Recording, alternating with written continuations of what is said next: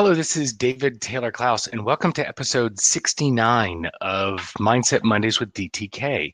This is part of an ongoing series of conversations for folk who have a growth mindset or folk who'd like to develop one. All right, so our plague. Oh, by the way, again, take a moment, click share just beneath this video and share this with your community. Invite your friends, family, colleagues to join this conversation. Would love to include you in that. And so let's play. The most important things in the world have been accomplished by people who have kept on trying when there seemed to be no hope at all. This is sort of a flashback quote for me. In my 15 years with Vistage, my first Vistage chair, Larry Hart, oh my goodness, he must have said, hope is not a strategy, hundreds of times. It was amazing how often the folk in our group, the other CEOs in our Vistage group, would hope that things would turn out. Now, did we always say, we hope? No. We had plans, we had designs, we had all these ideas. And yet there was a component where you would set things in motion and hope everything would turn out okay. And it's astounding how often we relied upon hope rather than execution, rather than delegation with attention. We would abdicate and hope. And it was almost a natural piece. There's the turn away from things that are difficult, things that are hard, things that are unsure. And hope was sort of the fill-in.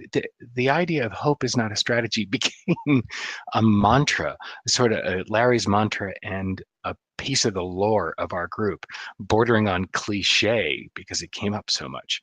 It's interesting, as a leader, hope isn't even, for me, part of the equation.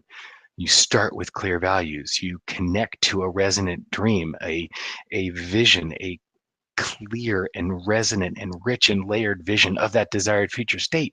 Then connect that with your drive and motivation. There's an action plan and all the components of execution, the determination, the persistence, and the hard work. All of that is part of it. I'm not even sure if hope is in there. I mean, Elaine and I were talking about this morning. Hope to me feels like almost relying upon an external. I hope that everything comes together. Having hope and faith in an outcome.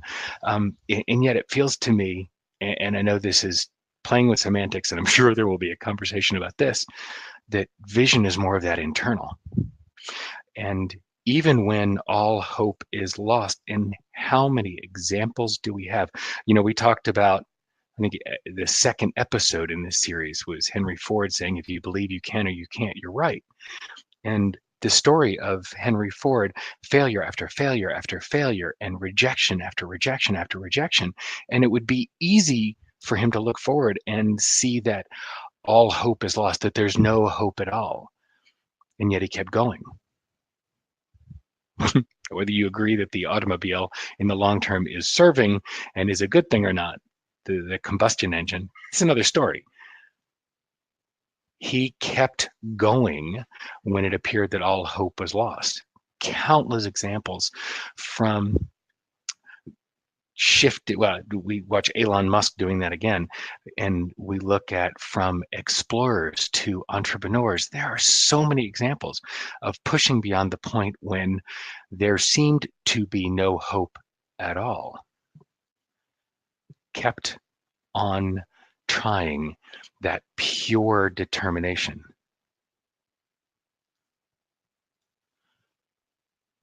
It's down to grit. It's down to self-reliance and resilience. Resilience. All right. The most important things have been accomplished by people who have kept trying when there seemed no hope at all. Even back to Austin Kleon and his book, Keep Going. It's a piece for creatives with the idea of you continue to produce, even when you feel like you can't, even when you feel like your connection to your creativity is lost, even without hope. It's keep going. And you're allowed to change your mind. Demons hate fresh air, the idea of airing out what's terrifying. He has 10 steps that push you towards keeping going. Again, whether your connection to your creativity or its hope, in either case, keep going. Dale Carnegie was very clear in his comment. Accomplished by people who have kept on trying where there seemed no hope at all. How often do we stop when it gets hard? How often do we stop when it feels like there's no hope, when we can't figure it out, when we can't feel it out, when we can't see the other side? What have we missed out on in our world by stopping when there seemed no hope at all?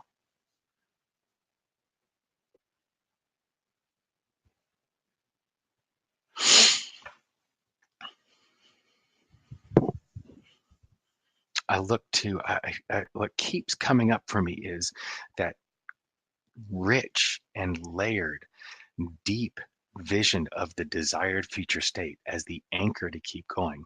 We are able to be very clear about where we are and what's working and what's not. We can sometimes even be objective.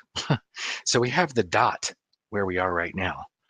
What I think and what I've experienced over the years that we as humans, or at least in our culture, are not very good at is creating that rich resonant picture of the desired future state, that second dot. Two dots allow you to create a line, a path. I know that as soon as I start thinking, my tendency used to be, whenever I thought about what I wanted to create in the future, I got overwhelmed. There were 360 degrees that I could start in. I was an endless choice of direction for the beginning. That was overwhelming. And every time I thought, oh, in a year, I want to be X, instantly I would switch to, ooh, what's the first step? Again, 360 degrees of first step. Overwhelm. Forget hope, I was drowning in overwhelm. And I watch this happen with leaders all the time. How is so seductive. You get sucked into that how demon. And at the moment you think about the future, you snap back to, ooh, how? What's the first step? How do I get there? When we take that pause and invest our energy in creating that rich, resonant image of the desired future state, when we go deep, get clear about what it looks like, that operational flow, how we get, what's the emotional field, what are the emotions that are being generated, what are we feeling, what are we emitting? When we get to that cultural layer, what's the impact, what's the legacy? When we look at the operational, the emotional, and the cultural field, and we create that amazingly rich image of that desired future state, when we give it time and create that image and stand there in that resonant image, and we look back at our current starting point, the range is much narrower. That through which we have to plan and execute becomes a much narrower range. The execution becomes easier, almost foregone. We're so clear about what that resonant state looks like. Simon Sinek talks about the idea of becoming an expert in painting the picture of what you want to see created. And he uses Martin Luther King as the example. It wasn't an I have a plan speech. It was I have a dream. Little black boys and little black girls can walk hand in hand where they are judged on the content of their character, not the color of their skin. He painted a picture what the world looked like, what he wanted to see created, and led people to that dream. There were plenty of folk to create and execute on the plan. His brilliance was in painting the picture of what he wanted to see created. Do you take the time to paint the picture of what you want to see created? Are you so clear on the vision of what you want to create? Can you see it, feel it, touch it, taste it, paint the picture for others to see and to lean into? And when if hope wanes, is your vision strong enough to carry you forward?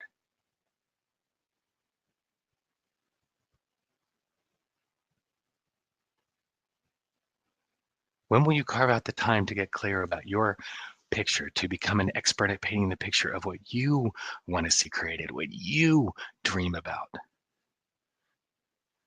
what you move towards and walk towards and plan from? As Rich Lipton talks about that goals, the goal is not where you move to, it's where you come from.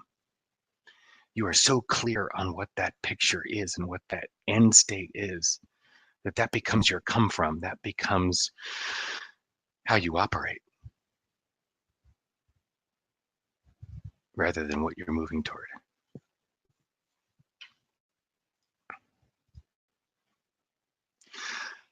So when you give yourself the gift of pausing and creating that picture and going deep with that picture and getting deeply embedded and engaged in what that picture is and what that image is, and let it become your driver, what's possible for you? What is possible for you to accomplish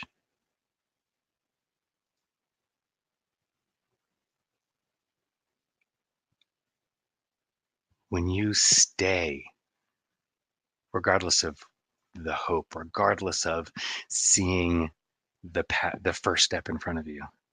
What's possible for you when you persist? What's possible for you when you keep on trying, regardless of hope?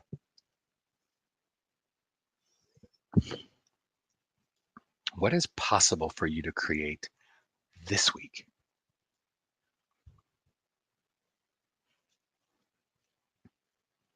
When you lean into possibility.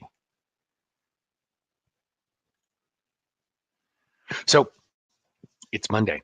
It's the opportunity to look forward into your week and decide what you'll plan. Play with this. Create the image of what you want to see created by Friday.